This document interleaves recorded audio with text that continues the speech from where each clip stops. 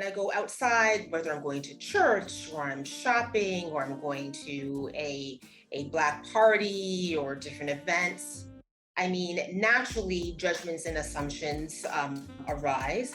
But when you first see me, obviously you see that I am Black, but the other parts of my identity come through as you interact with me. And I hold all of them dearly. So I never pick one or the other. Sometimes I play with which one I want to show more strongly than others, but it depends on, again, how I'm feeling, where I'm going. But it's important for me to show all parts of myself authentically wherever I go. Very interesting, because we're seeing more content about trans people, not necessarily made by us. There is a lot that we managed to do, but there is a lot that other people says about us, and that unfortunately are the stories that get the attention because of where they come from or who they are. It's almost impossible, if not impossible, for someone who hasn't experienced what it is to be a transgender person to speak about it. There is more damage that can be done than goodness. So if someone wants to be up there for us and help us, it is embracing voices from our community. That's the way to help us. It's not like saying the story for us. The representation needs to be embodied completely. It's not just about the actors, or it's not just about like who writes the story or who directed. Like, we need to be part of the process, of the whole process.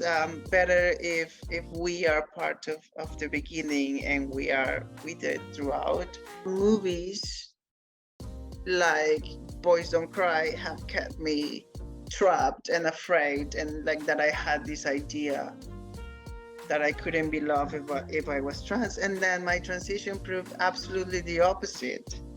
And then is when I thought, well, why aren't there movies about that? Why are movies so wrong about this experience? We need to put resources into the hands of trans creators, and then allow them to work outside of trauma. Like, just let us explore and show you what our experience is, that is not based on rejection, and that we're way more than that. I feel like I walk with my identities everywhere I go, and I don't know if I should choose one or the other. Okay, I'm going to be really honest with you.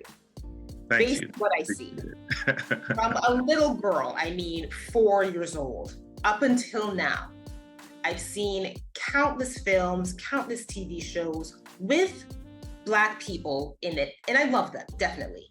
But the approach for representation of Black and deaf people, Black, deaf, queer people, it's not happening. And it's unfortunate. How they try to represent my community would be to work with members of my community, to see our stories, to get involved in our stories, not just on the surface level, hi, nice to meet you, bye, but long-term, meaningful connections with the members of that community.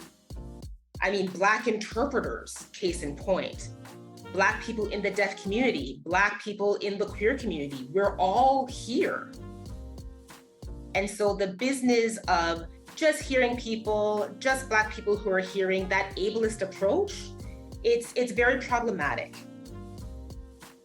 And I've tried many times to work with other Black hearing people in the music industry and film and television, but they're so resistant because they don't want to take any accountability to work with people or a section of people that they've never worked with before. It's fear.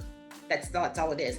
And it's ignorance and not knowing how to, and not taking the ownership to figure out how to work with us. But it is possible.